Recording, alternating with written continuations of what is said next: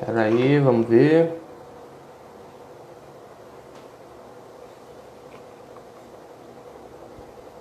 Deixa eu ver se eu já consigo chamar aqui o nosso convidado. Fiz o convite aqui, vamos ver.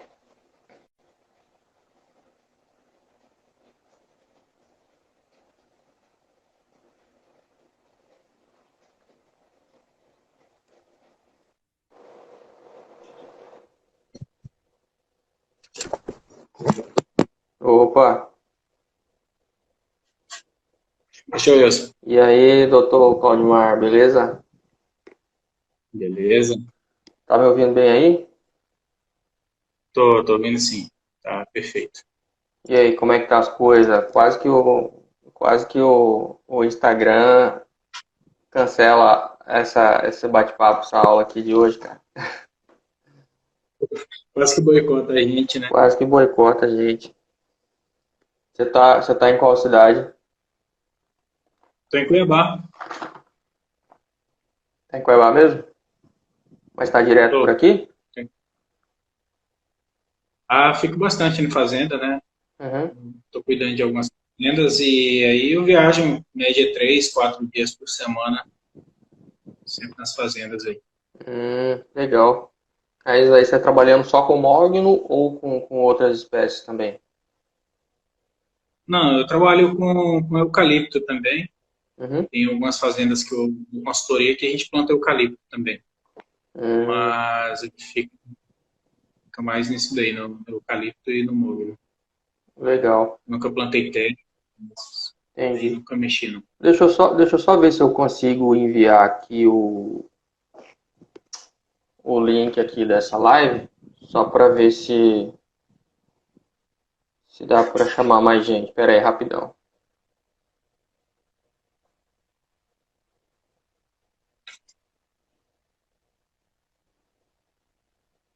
Deixa eu ver.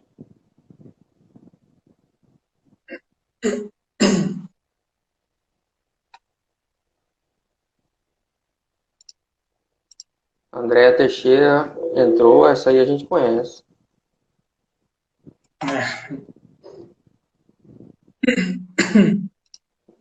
Cadê? Como é que faz para enviar link aqui disso aqui, cara?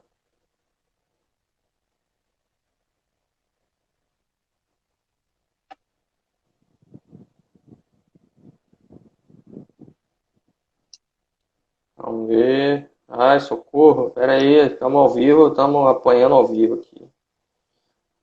Aqui o Instagram voltou, mas parece que não voltou bem voltado. Tá meio lento, tá dando bug aqui. Tá bravo, tá bravo. Ele demorou Ah, tá aqui, acho. para eu entrar também. Oi? Ele demorou a entrar, apareceu o link para eu solicitar entrar na live também. Ah, tá. Achei um link aqui. Pera aí, deixa eu compartilhar aqui rapidão.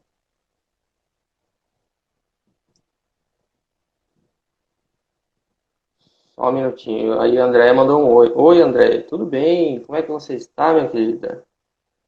Deixa eu compartilhar aqui o link. Deixa eu ver.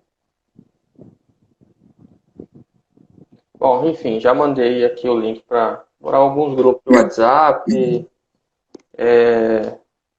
Telegram também. Enfim, é isso aí.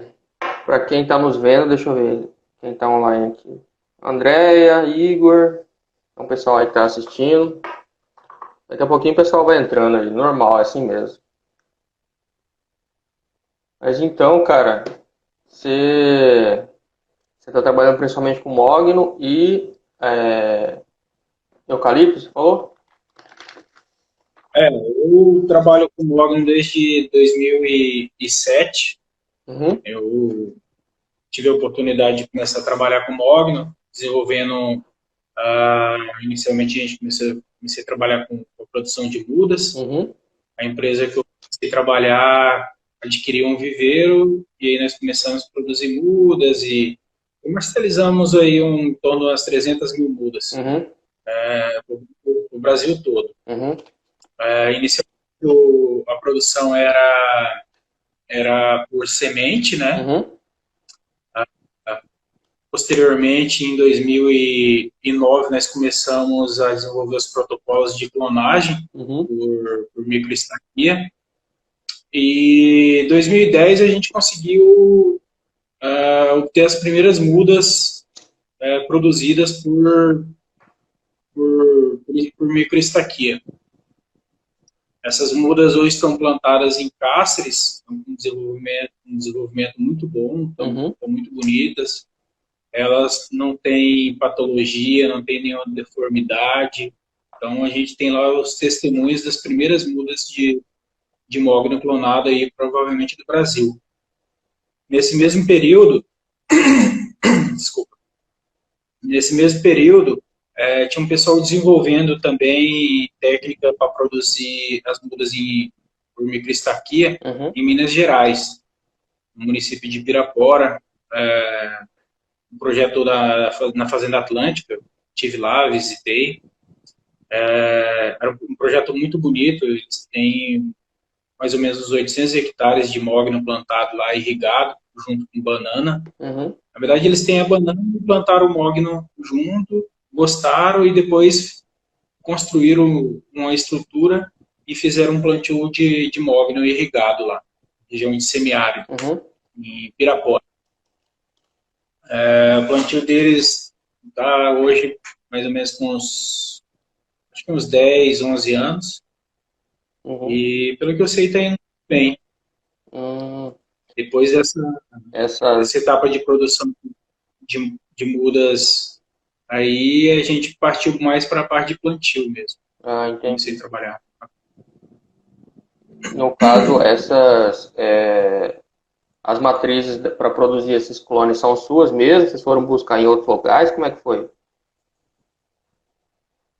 Na verdade, o que acontece?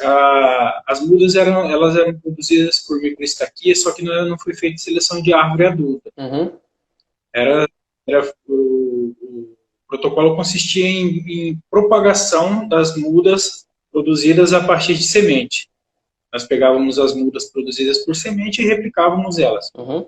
Por que aconteceu essa demanda por clone na época, e hoje também se usa bastante clone?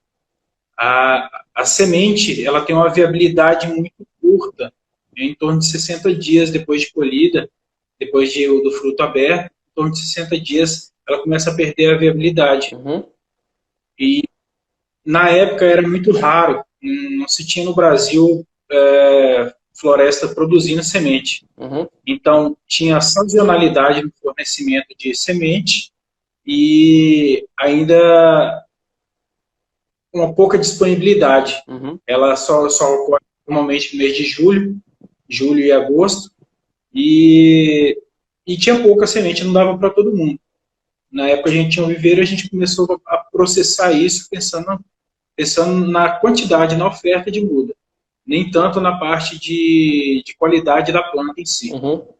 Quando a gente estava desenvolvendo, começando os estudos para a parte de clonar indivíduo adulto, para começar a fazer a propagação, a empresa mudou de dono. E aí eu saí da empresa, eles tomaram outras diretrizes e acabou que eu não desenvolvi essa parte. Não chegamos a evoluir para a clonagem de material adulto. Porém, em Goiás, o pessoal da Mudas Nobres, eles fizeram clonagem de árvore adulta. E, assim, tiveram alguns problemas de qualidade de muda. A gente sabe que na área florestal tudo demora muito para a gente ter conclusões, né? Porque os ciclos das florestas são longos. Então, eles tiveram, eu acredito, né? Inclusive tem um cliente que plantou 200 hectares com muda deles. Eu acredito que o material tinha que ter passado por um rejuvenescimento celular primeiro. O que aconteceu foi que eles fizeram a clonagem, tiraram esse material do campo, fizeram a reprodução por microestaquia, por macroestaquia, aliás. Só que o material tinha uma fisiologia envelhecida. E aí deu alguns problemas de crescimento, A árvore parece que ela tá lá novinha, tá pequena, mas ela entende que ela já é um ser adulto, então Uhum. ela bifurca mais cedo, ela tem um comportamento de crescimento, de crescer torta, crescer mole. Deu alguns problemas assim, Uhum. né, nessa produção de muda Legal, clonal. interessante. No caso, por exemplo, como que vocês fazem esse rejuvenescimento? Porque então, pelo que eu entendi, vocês produziram os clones a partir de indivíduos já adultos, né? Então, aí É, vocês no tiveram. caso da Mudas Nobres, Aí. Oi? no caso da Mudas Nobres, no caso da Mudas Nobres, eles fizeram por indivíduos adultos. Quando nós fazíamos aqui em Cuiabá, nós pegávamos a semente, produzíamos uma muda e cortávamos essa muda em vários pedaços e fazíamos a indução do enraizamento do ácido indolbutílico e aí fazíamos novas mudas a partir de uma muda. Então, basicamente, o que a gente fazia era pegar uma muda recém-nascida, crescia, deixava ela crescer até mais ou menos uns 8 meses, cortava ela em vários pedaços, enraizava e de uma muda a gente fazia 10. Uhum. Basicamente isso que a gente fazia. E lá na Mudas Nobres eles tiraram o material do campo, tiraram o galho, enraizaram o galho, fizeram o galho ter vegetação através de gema lateral, e aí pegaram essas gemas laterais e fizeram a, a, a reprodução. O correto de fazer, na minha opinião, Uhum. não sou geneticista nem nada, mas não tenho especialidade nenhuma em biotecnologia, mas o que eu entendo que precisava ter sido feito, que até agora ninguém fez, pelo menos pelo que eu sei, Uhum. seria a reprodução in vitro, né? Uhum. Com cultura de tecido, como é feito na teca. Ir lá, tirar um galho, pegar aquela célula meristemática e colocar no meio de cultura, fazer um enraizamento, induzir a formação de propágulos ali, fazer a separação daquelas gemas e aí começar uma nova planta. Uhum. Porque aí a célula meristemática ela não tem idade, Uhum. ela não tem fisiologia. Aí você transformaria a célula tronco, né? Uhum. Equivalente à Aí você célula-tronco aí, começa né?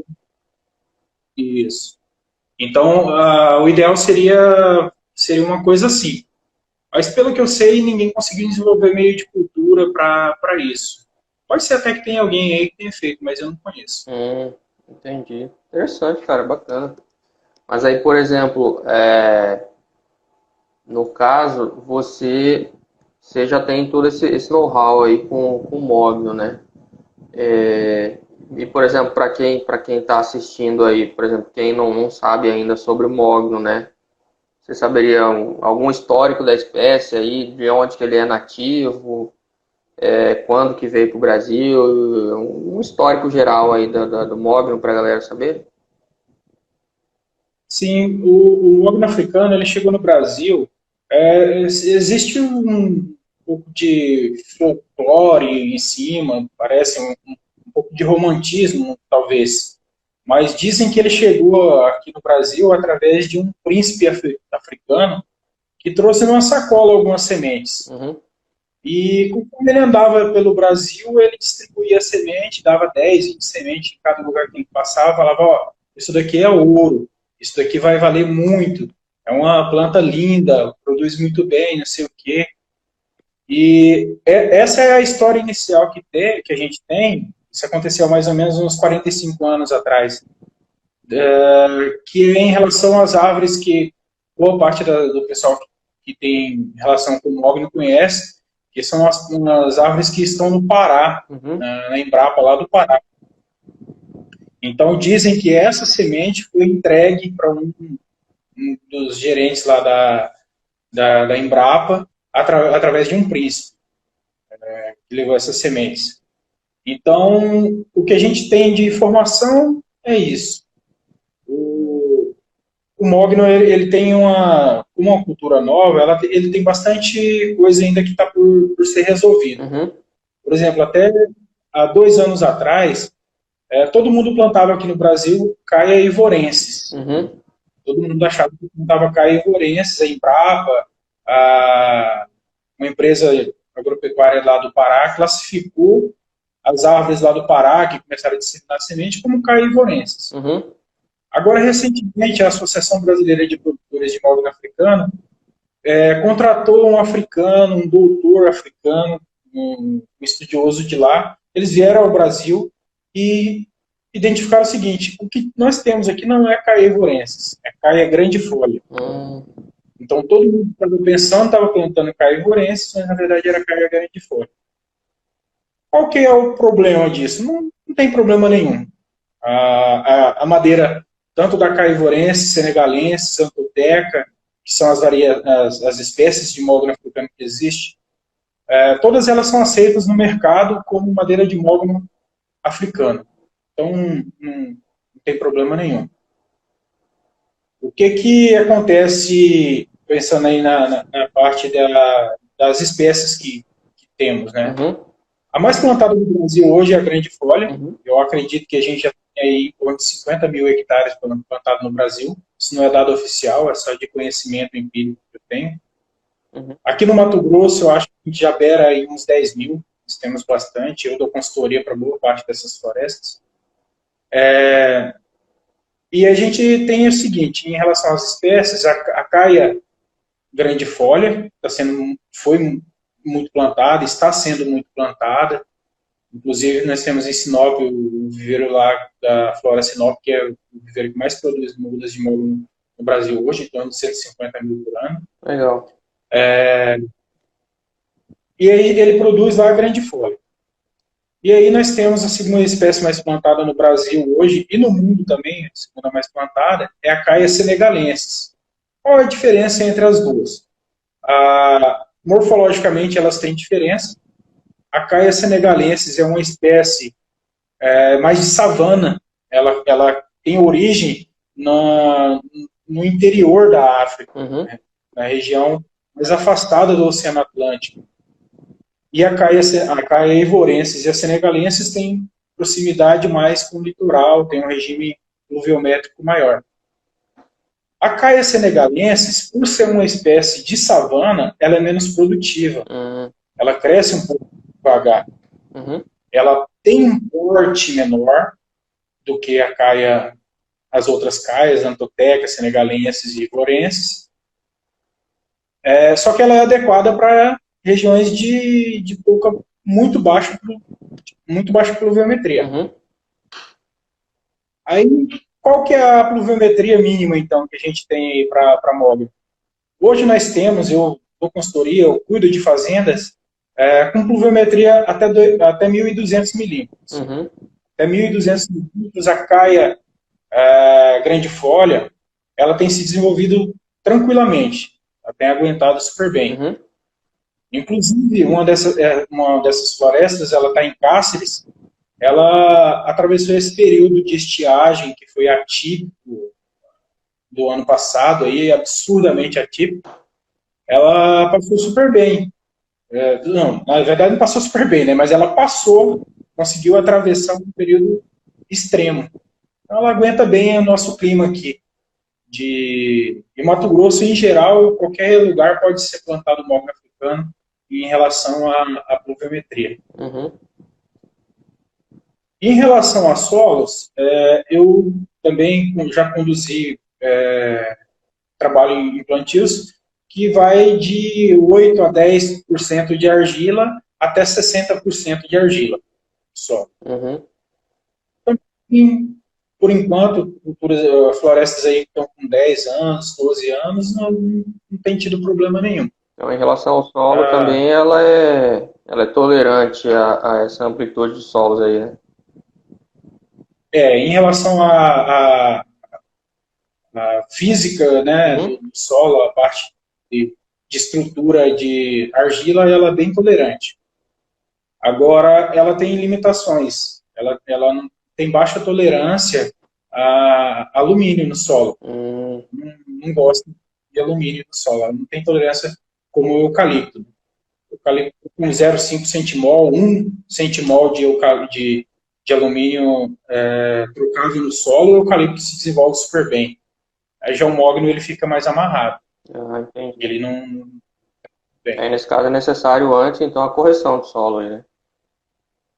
Isso. A vantagem do mogno é o seguinte, em relação a essa toxidez aí por alumínio. O sistema radicular dele, ao contrário de que a maioria das pessoas pensam, por ser uma árvore muito grande, ele não é muito profundo. As raízes que se aprofundam são para fixação e absorção de água e são poucas raízes. E essas ele consegue desenvolver bem. A maior parte do sistema radicular efetivo do mogno aí, 80%, 85%, pelas sondagens que eu já fiz, ela fica até 25 centímetros do solo. Então é bem a camada que a gente consegue atingir bem, consegue corrigir bem com calcário, com gesso, utilizante, né? Então viabiliza muito a implantação da cultura por isso. Nós temos casos de plantios em consórcio, com gado. Recentemente nós plantamos 100 hectares ali em Santa Rita de Trivelato, na fazenda Tabatinga, e lá nós estamos fazendo consórcio com braquiária para semente, produção de semente. Até agora está tudo bem, está dando super certo. Legal. Então, no caso, assim, quem quiser plantar mogno não vai encontrar muitas restrições, assim, ela não é uma espécie com muitas intolerâncias, né? De maneira geral, ela é aceitável, adaptável em praticamente qualquer ambiente, é isso? É uma espécie extremamente rústica. Ela suporta muito bem. O que ela tem uma limitação grande, assim, no dia a dia que eu vejo, é o manejo inicial. O primeiro ano, ela é muito sensível à mato competição. Você pode criar anomalias morfológicas na árvore com muita facilidade, se você deixar o mato tomar conta. Ela entorta, depois quando a árvore cresce, ela tomba, ela fica de lado. Mas assim, isso acontece nas outras espécies florestais também. Desde que você faça um preparo de solo adequado, tenha mudas de qualidade e tenha estrutura para não deixar isso daí, o mato tomar conta disso, tranquilo. Limitações, isso é muito sério. O extrato inicial, parece que é besteira, não vou deixar sujar. Lógico que eu não vou deixar sujar e tal, mas perde o controle. Por que perde o controle? O uso de químico no mogno, eu particularmente não faço uso até o segundo ano de herbicida. Ele é muito sensível a herbicida. A partir do momento que a planta se intoxica, ela fica para trás. Ela fica para trás, fica 2, 3, 4, 5 anos para trás, e não vai mais. Então, o herbicida que eu uso nas fazendas que eu cuido, até o segundo ano, é Tramontina. Não tem jeito. É peão, é enxada na mão. Coroamento da muda. Isso. Manejo de solo, sempre manter o solo coberto, sempre manter com material orgânico.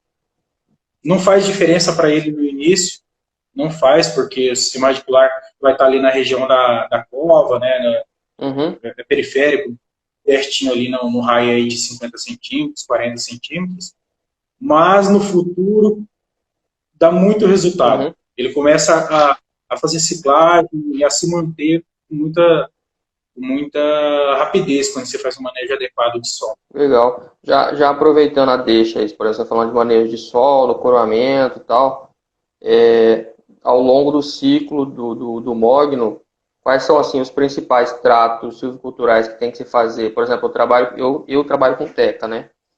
Na teca, uma atividade que faz parte ali da condução do plantio é a questão, por exemplo, de desrama, né? No mogno, tem necessidade de desrama? Quais são os tratos aí que é importante se fazer? Não, o mogno, ele tem essa vantagem em relação às outras culturas florestais. Ela é uma espécie heliófitera, ela tem um crescimento vertical absurdo e ela não desenvolve galho. Legal. Uma ou outra árvore desenvolve. Então, mas normalmente essas árvores que desenvolvem galho são as árvores que vão ficar muito baixinhas. Então, são as árvores que vão sair no primeiro desbaste. Quando você planta uma floresta adensada aí de espaçamento 4x4, que é muito recomendado, muito usual, Você começa no quarto ano a fazer desbaste, então não justifica você ficar fazendo desama. Aham. E ele tem algumas características que não dá para ficar fazendo intervenção nele, desbaste. A formação, quando ele forma galho em cima, Uhum. aqui já. Certo. Tem essa parte de tronco, ele forma galho aqui. Normalmente ele solta 3 galhos, fica assim. E aí quando você tira 2 desses galhos aqui, aqui cria um ponto de fraqueza. Uhum. Quando vem um vento, ele quebra, Hum, vai quebrar. Então não é recomendado fazer desrama de mogno, a não ser que seja na base da árvore, alguma brotação que saiu bem de baixo. Aí você pode até fazer. no geral, então, por exemplo, se aqui é a árvore, né? Tem lá o ponto onde chega no fuste, aí ele abre os galhos. Então, de maneira Isso. geral, aonde der essa bifurcação, aonde der os galhos, é até ali que é a parte aproveitável do fuste, pronto, acabou. É até ali, não tem o que fazer. Só que o que é, por exemplo, a fazenda de Cáceres hoje, nós estamos com a altura média de 14 metros de fuste Hum, natural, de desrama, só fazendo desbaste. Nós plantamos 625 árvores por hectare, uhum. então estamos com 315 e a nossa altura média de fuste é 14 metros. Oh, legal, cara. Então é muito fuste, é muito fuste. Bacana. Isso para uma floresta que está com 9 anos. Ela já está com todo o dossel fechado, já estabeleceu o fuste comercial de toda a Esse floresta. fuste médio, então, aí E no caso, as árvores elas vão ganhar mais, daqui para frente elas continuam ganhando em diâmetro, não mais em altura comercial, né? já está fechado já. A altura já 95% das árvores já estão com fuste definido. E o que não está com fuste definido são algumas árvores mais finas que a gente vai derrubar também no Uhum, desbaste, alguma coisa assim. entendi. Mas a gente consegue aí uns 14 metros, de 10 a 14 metros nas últimas árvores, na colheita final, de 10 a 14 metros, um plantio até 5 por 5 se consegue isso. Uhum, Você pode não conseguir se por acaso você fizer um manejo inadequado. entendi. Aí você pode não conseguir. Como deixar a formiga atacar, ter uma infestação grande de abelha, que é uma das pragas que ataca Uhum, o mogno. entendi. A abelha que a gente chama de arapuá. O, o Igor aqui nos comentários aqui, ele perguntou se vai poder fazer pergunta. Manda aí, Igor. A gente está falando aqui. Se tiver qualquer pergunta, o pessoal que está assistindo aí, aproveita o Claudimar que está aí para tirar a dúvida da galera. A gente está conversando aqui, mas se alguém tiver pergunta, escreve aí que na medida do possível a gente vai tirando as dúvidas aí do pessoal, viu? Não, não se acanhe. Pode sugar do homem aqui, viu, gente? Então, desculpa, eu te interrompi, estava falando de abelha, é isso? Isso, a abelha, quando a planta está pequena, a abelha arapuá, ela, ela tem uma biologia que é muito assim, desejada para as culturas florestais em geral. Na silvicultura, ela causa grande prejuízo. Ela constrói a casa dela com celulose. Hum, Então, ela vai nas brotações, nos tecidos mais moles aham, das plantas, e ela come ali, ela raspa, vai mordendo ali e tirando celulose. Então, isso abre porta para a entrada de fungo, de bactéria, e acaba causando morte do ponteiro. hum, Então, isso acontece. Mas, assim, não inviabiliza, nunca tivemos nenhum problema em florestas de inviabilização. Causa algum prejuízo, mas não inviabiliza. ah, Controle a gente faz a localização e distribuição de ninho, né? uhum. Quando é possível. Mas não é Não chega a ser nada uma absurdo. praga muito preocupante, assim, não, né?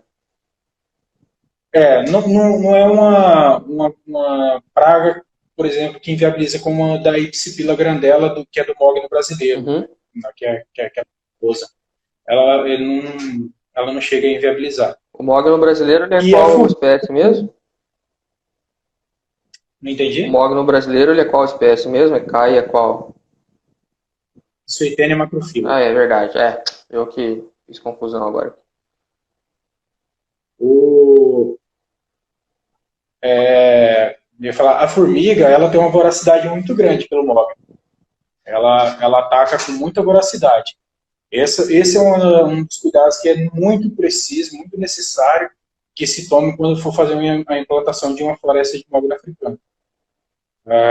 Ele já chegou a perder 50% de mudas no campo, Ixi. porque o empreendedor, na época, não acreditou. Falei, olha, a gente tem que fazer esse controle. Ele vai fazer, vai colocar a pessoa para fazer, tal. Não fez. E perdeu 50% das mudas. Ixi, Maria. Ela adora, adora. E, por exemplo, você saberia, por exemplo, o mogno, até onde eu sei, é assim, falou em mogno, o pessoal já associa com uma madeira boa, nobre e tal. O mogno africano, em comparação com outras espécies, quais são as principais características da madeira que só o mogno tem? A madeira do mogno, ela tem uma organização celular muito diferente das outras madeiras. Ela tem uma organização celular, eu chamaria talvez de disforme. Ela tem ela não é orientada, ela não é planinha, Uhum. como, costuma acontecer nas madeiras. Então, qualquer lado que você olha a madeira, depois dela beneficiada, dela pronta, ela tem um brilho, ela tem um reflexo diferenciado. Então, você olha ela numa posição, ela está parecendo uma coisa. Quando você olha em outra posição, ela tem uma outra aparência. E ela não racha. É uma madeira extremamente estável em relação a rompimento. A gente tem na fazenda lá, a gente tentou fazer lenha de mogno, mas, cara, não racha. Parece uma borracha. Você bate o machado volta. Você consegue cortar se você fizer torinha de 20 centímetros, 25 centímetros, para rachar. E ela aceita muito bem cola, muito bem mesmo. Prego aceita super bem. E o crescimento dela, a produtividade da espécie é muito boa. Nessa fazenda de Cáceres lá, que é uma das referências, que é uma das florestas mais velhas que eu cuido, a nossa média com 9 anos, a nossa média de diâmetro lá já é 25 centímetros. E nós temos árvores, alguns indivíduos de diâmetro. Isso com que idade você falou? Nós temos 9 anos. Legal. E nós temos indivíduos já com 48 centímetros. Já não dá mais para abraçar. Não fecha a mão. Ainda com 9 anos? Com 9 anos. Uhum. Tem algumas árvores que focaram mais cedo. A madeira é muito densa? Ou como que é a densidade dela? A densidade dela é muito parecida com a densidade da terra. Muito, muito parecida. Na faixa de 400 quilos por metro cúbico seca. Mais ou menos. O Igor perguntou aqui, qual a diferença do mogno africano para o mogno brasileiro? Cor, altura, diâmetro, quais são, sabe dizer? Sim, o mogno brasileiro ele tem uma produtividade muito menor do que o mogno africano. Em relação à cor, o mogno brasileiro ele tem uma madeira um pouco mais avermelhada, um pouco mais escura. A altura do mogno africano, as árvores ficam maiores do que do mogno brasileiro em monocultura. Quando você pega um mogno brasileiro no meio da floresta, ele pode chegar aí facilmente a 40 metros, que aí ele vai se igualar à altura do mogno africano. Porém, em culturas florestais, em plantio florestal, não se tem relatos assim, de mogno brasileiro com esse porte todo. Eu nunca ouvi falar. Em relação ao diâmetro, basicamente o mogno africano cresce em torno de 3 a 4 vezes mais do que o mogno brasileiro. talvez, se pegássemos o mogno brasileiro e levássemos para a África, talvez lá ele cresceria mais do que ele cresce aqui. Isso acontece muito, né, no ramo florestal. A gente tem exemplos, a seringueira, que tem origem aqui na América do Sul, na nossa Amazônia, ela se deu muito melhor, ela é muito mais produtiva na Ásia. A gente compra borracha da Ásia, né? Látex da Ásia. Entendi. E, por exemplo, se alguém plantar mogno africano hoje, qual que é, em média, assim, o ciclo de corte dela? O tempo aproximado do ciclo? Bom, então, vai depender muito da destinação de madeira e do espaçamento que for implantado o projeto. Em Cáceres, nós fizemos um plantio 4x4 com 5 anos. Na verdade, com 5 anos, nós começamos a fazer desbaste e vender para lenha, tirando o material de menor qualidade. Hoje, com 9 anos, nós temos material de serraria já. Inclusive, eu estou prospectando alguns clientes, estou com um interessado, que está bem interessado, essa semana que vem, provavelmente, eu devo mandar uma carga para ele, para Santa Catarina. Ele tem uma indústria de utensílios de cozinha, ele fornece para a Havan e exporta também madeira para os Estados Unidos.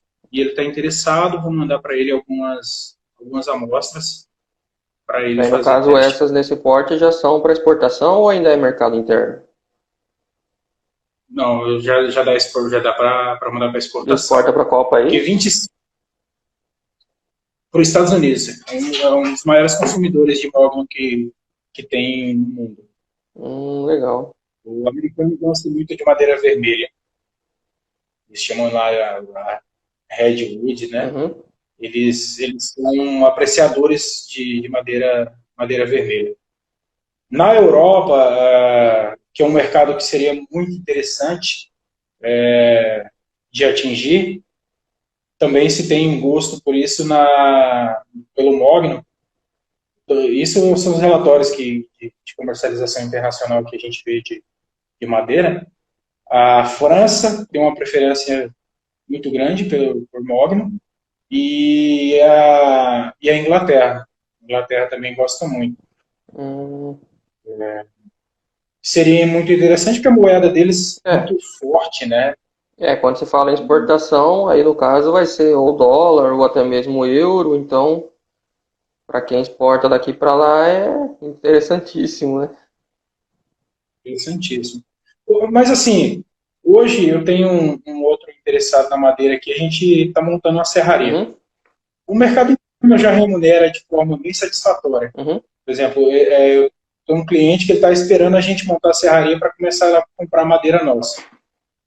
Nós estamos negociando a R$ 1.800 o metro cúbico do mogno cerrado. Só cerrado, verde. Seco ao ar e mais nada.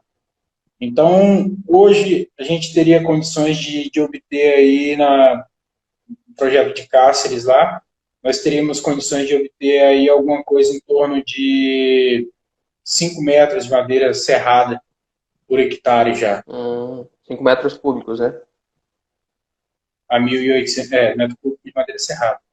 A R$ 1.800 já pagaria todo o investimento de implantação e boa parte da manutenção. Quando você pensa que no 9º ano você poderia pegar de volta praticamente todo o capital que se investiu, numa floresta que tem um ciclo de 20 anos, é bem interessante a matemática disso. Então é em torno aí de entre pelo menos uns 20 anos o ciclo da madeira. Eu particularmente, boa parte das pessoas no Brasil aí falam em 15 anos. Mas do que eu vi até agora, em 15 anos não tem floresta que compensa cortar. O incremento ainda é satisfatório e ela ainda está ganhando qualidade de madeira. Como está tendo incremento e a qualidade da madeira está melhorando, não compensa se tirar. Você está tendo a produção de valor ainda. Entendi. No caso, assim, quando o pessoal, às vezes até por uma questão de propaganda, né? O pessoal fala, o ciclo de 15 anos, porque tem outras espécies que tem lá ciclo de 20, 25, até 30. Então eu também eu já vi alguns folders, panfletos comerciais de mogno africano, para a pessoa investir em mogno africano com esse argumento, né, de que tem um ciclo aí de 15 anos. Mas, é igual você falou, também não adianta a pessoa voar para a lua pensando que é queijo, né? Tipo assim, quando a pessoa fala, aí você me corrige se eu estiver errado, mas quando a pessoa fala, né, um ciclo de 15 anos com mogno africano, assim, é possível, é economicamente viável, mas se a pessoa for esperar mais um tempo, aí ainda há que se ter um lucro, uma rentabilidade muito maior, que de repente até o ideal é esperar aí para uns 20 anos, que é o que você disse, né? É, eu vou além, eu acredito muito em floresta de 25, 30 anos, deixar as últimas árvores, um estoque considerável lá para mais para o final. Uhum, Quanto mais velha a madeira, melhor a qualidade, maior as peças produzidas. Ele tem uma produção com lâmina faqueada fantástica. Assim, é um trem absurdamente belo, é incomparável, não tem nada sintético, não tem outra madeira que se compara a isso. Mas lâmina faqueada tem que ter diâmetro. uhum, Não existe você achar, vou ficar faqueando coisinha pequenininha aí que uhum, não tem sentido. Você vai ver, a parte comercial ela é muito agressiva, né? uhum, E em alguns casos ela chega a beirar a irresponsabilidade. Em alguns casos, as projeções são feitas de forma equivocadas, por falta de conhecimento ou de ainda falta de informação. No início, essas informações que a gente tem aí de mogno de 15 anos, não sei o quê, corte final, elas eram baseadas tudo em plantas isoladas. uhum, Se você pegar o que acontecia, o cara tinha muito pouca oferta de muda. Ele pegava 10 mudas, eu fui numa propriedade em Jaboticabal, lá em São Paulo, desse jeito. O cara plantou 20 árvores de mogno lá, em volta da casa. uhum, Aí, numa chácara. E a água que caía do tanque da casa ia para o pé dos mognos. uhum. Então ele não tinha estresse hídrico, ele crescia o ano inteiro, o resto de comida ia lá, galinha, gado, esterco, tudo ia lá. Então estavam uns treinos monstros. Assim, Uhum, em 12 anos, tavam... Só que aquilo não é realidade. Quando você faz um plantio homogêneo, existe concorrência, uhum. existe praga, existe doença que vai surgindo, que vai Existe limitando. falta de dinheiro do empreendedor de tomar conta de tudo de uma vez. Exatamente. Às vezes deixa uma pessoa responsável por fazer uma atividade e a pessoa não faz. Tem as intempéries climáticas, que às vezes chove demais, às vezes chove de menos. Então, se você buscar hoje na internet, aí você vai achar muita propaganda falando numa lucratividade de R$ 1 milhão por hectare de mogno africano. Infelizmente, infelizmente isso não procede. Entende? Não é a Não existe realidade, essa. né? Não. É lucrativo, é extremamente interessante, tem uma margem de lucro maior do que a margem de lucro da soja, por exemplo, só que não é. E é muito trabalho. Uhum, A gente olha para o mato, né, o pessoal que é leigo, que é investidor, normalmente olha para o mato e fala: pô, vou plantar árvore, olha o tanto de árvore que tem aí, ninguém cuidou. Só que a gente que é engenheiro florestal, que tem um conhecimento, a gente sabe que ali foram, para cada árvore daquela, talvez foram 50 mil, 60 mil sementes que foram produzidas, né? E, e aí as pessoas às vezes implantam um projeto florestal e acham que, pegou 2 metros de altura, posso largar. Não é não assim. é. Vou pôr gado, se o problema é limpar, eu ponho o gado no meio e resolve. Não. O sistema radicular é extremamente raso, como eu disse. pé do gado vai causar dano no sistema radicular. Eu coloco gado na fazenda de cáceres, nos projetos nossos, a gente coloca 3 meses por ano. 3 meses só. Num período determinado, muito bem monitorado, porque o mogno é palatável para o gado. Quando começa a faltar pasto, a primeira coisa que o gado faz é começar a roer a casca do mogno. Então, se você fazer a coisa assim, sem conhecimento, sem saber o que está fazendo, vai dar ruim, e aí você vai falar mal da espécie. Por falta de conhecimento. Num ciclo, por exemplo, desse de 20 anos que seja, só para a gente ter uma referência, sabe mais ou menos qual que é o volume esperado ali por árvore ou por hectare, enfim? Num ciclo de 20 anos, pelos inventários florestais, pelas projeções que eu já fiz, acredito que se consiga com tranquilidade 250 metros cúbicos de tora. Por hectare? Por hectare. Toras acima de 70 centímetros de diâmetro. Entendi. A gente consegue. Um fuste de 14 metros de altura, né? O volume é muito bom. Isso mais ou menos com quantas árvores por hectare? 100 árvores. Ah, tá. O porte final aí de 20 a 25 anos. Entre 80 e 110 árvores aí, eu acredito. Essa é uma pergunta que eu gostaria de responder com precisão, mas ainda não é possível. E chegou nesse nível de manejo. Não, entendi. Mas nós estamos aí, estamos com 315 e está muito apertado. Esse ano eu vou reduzir para 280. Eu perguntei só mais para ter uma referência, né? Porque também, por exemplo, eu trabalho com teca, eu que costumo conduzir os inventários, né? E realmente, assim, essa questão das pessoas às vezes perguntam, né? Quanto que vai dar de volume? Isso é bem variável, né? Porque varia de região para região, varia de acordo com os tratos culturais. Então, eu acredito que é claro que a gente procura otimizar, né? Ter o máximo de volume possível. Mas às vezes o ideal é você ter uma boa referência ali para o seu caso, né? Qual que é o incremento, qual que é um bom volume que você tenha, sei lá, acho que sem olhar tanto a grama do vizinho, né? Como diz. Mas assim, esse volume de 250 metros sou bem conservador. Em vários tipos de sítio eu tenho observado isso. Um dos erros que acontece muito com os produtores de mogno africana é o amor. A relação pessoal que ele estabelece com a floresta, e aí quando chega na época de desbastar, ele não quer desbastar. Acontece muito isso. Tem um cliente que ele tem 500 hectares de mogno africano. Eu passei quase 3 anos tentando convencer ele que precisava desbastar. Depois quando chegou no final desses 3 anos, a floresta, no inventário contínuo, a floresta foi parando, chegou a ponto de ser 0,8 centímetros de incremento no último ano. Quando aconteceu isso, ele ficou desesperado. Falou, e agora?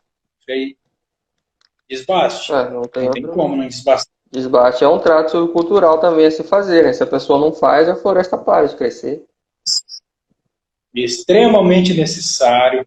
Não pode ter amor à árvorezinha, tem que derrubar. Quando você não derruba, começa a surgir patologia. Começa a ter surgimento de fungo, fungo de copo, de solo. Vai acontecer. Se não desbastar, de qualquer jeito vai acontecer. Qualquer cultura florestal você perde um pouco de árvore por patologia. Na teca você perde, no eucalipto você perde. Qualquer coisa que você fizer, você vai perder.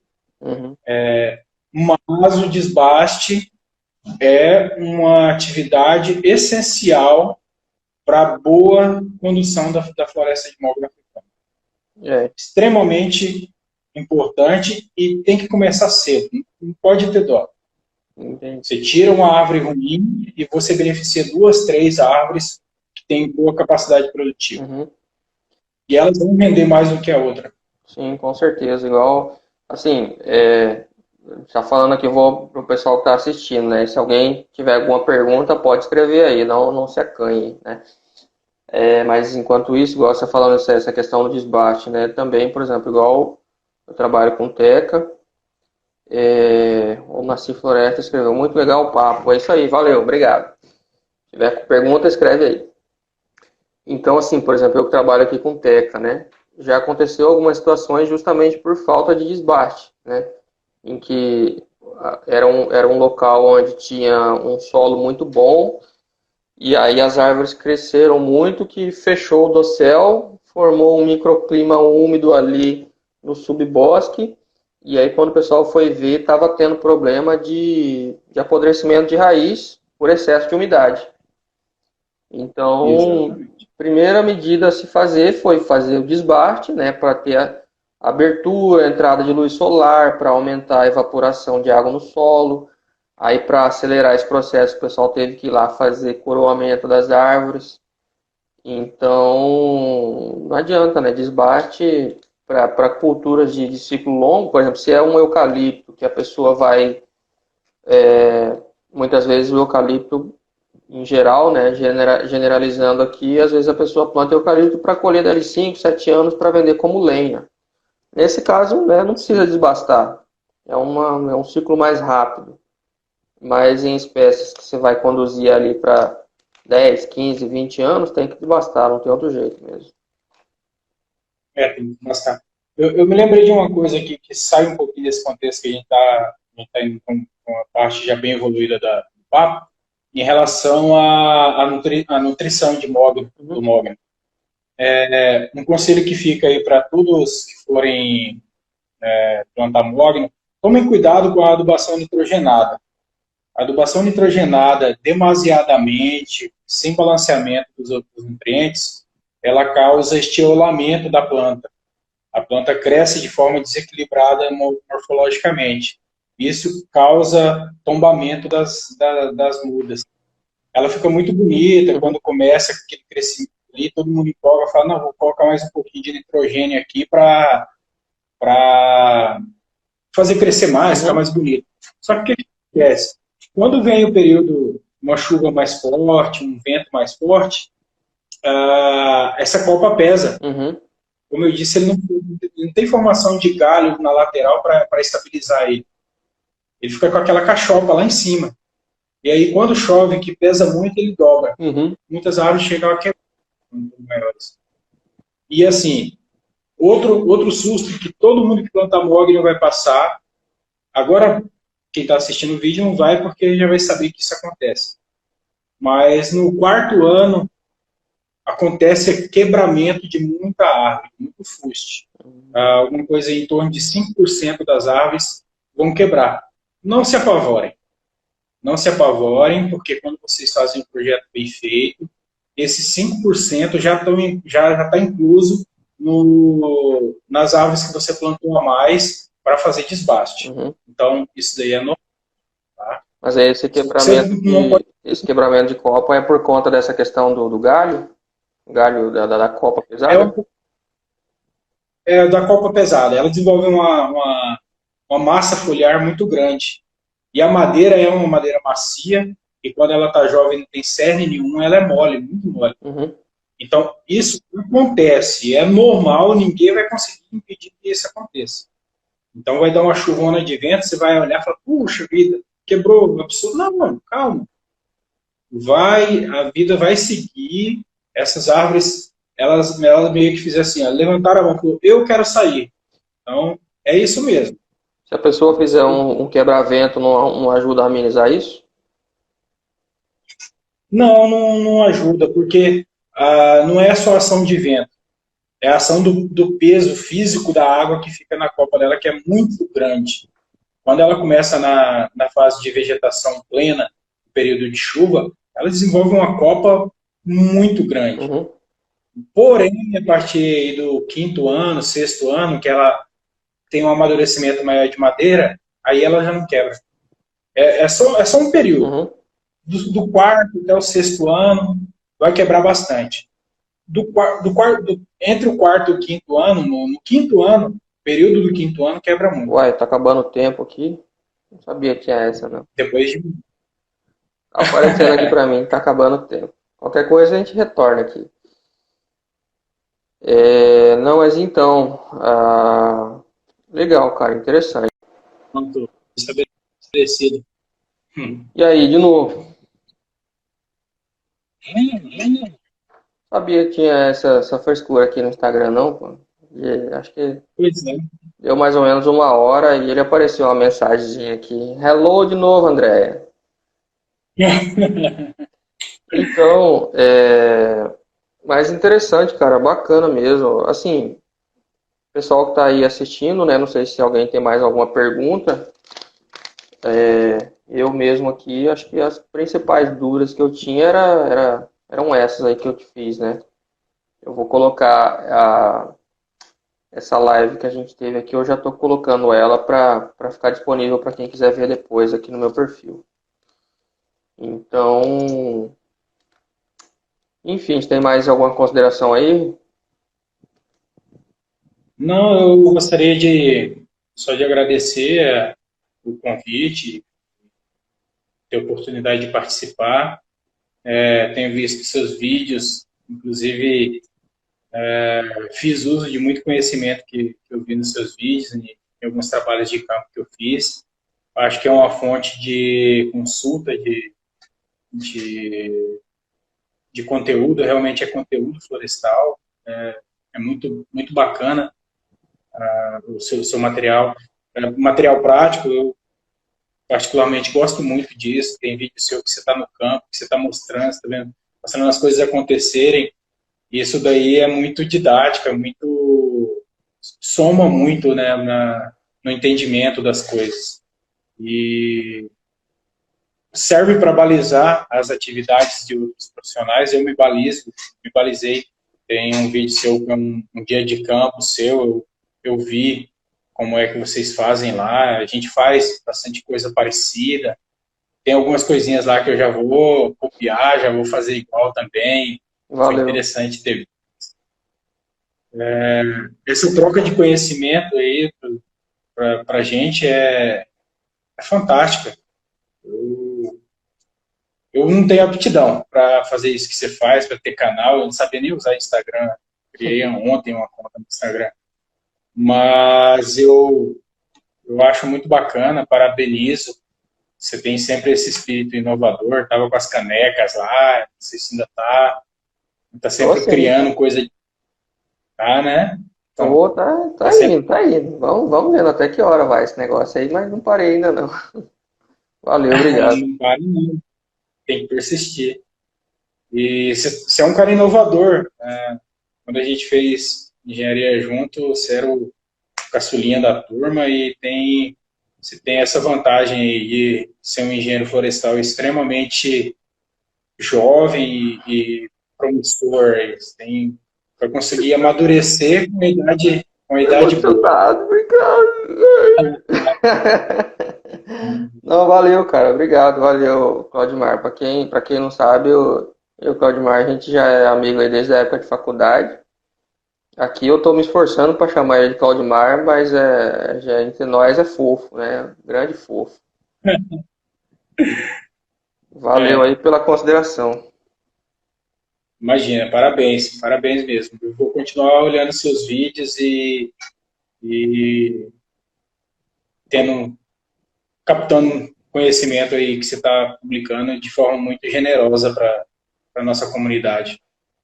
Isso aí, valeu, obrigado mesmo, cara. De coração. Também agradeço aí a sua disponibilidade. E eu sabia que você sabia de Mogno, mas não sabia que era tanto. Parabéns aí pela trajetória, pelo nível de conhecimento seu, viu? Tá de parabéns mesmo. Obrigado. É o dia a Bom, dia. é isso aí. Valeu, gente. Vou encerrar aqui, tá? Agradeço aí o nosso participante, Claudimar, o Hugo Fofo, tá? Se Deus quiser, a gente ainda vai fazer outras aulas ao vivo dessa aí, pra galera tirar dúvida e aprender mais. Precisando, só chamar. Sempre à disposição. Deixa eu ver o que a Andrea falou aqui. Parabéns, Claudimar e Tico. Excelente conteúdo. Criei minha conta hoje para ver a live. Obrigado, Andrea, pela consideração aí também. A Andrea também é nossa amiga de faculdade. Tem um caso de plantio no meu município e divulguei a live. Abração ao Tico e ao Fofo. Valeu, gente. Obrigado. Valeu, É muito obrigado. Espero Valeu, ter gente. contribuído de alguma forma para vocês aí Com também. certeza. Com certeza. Contribuiu sim. Tamo junto. Abraço. Tchau.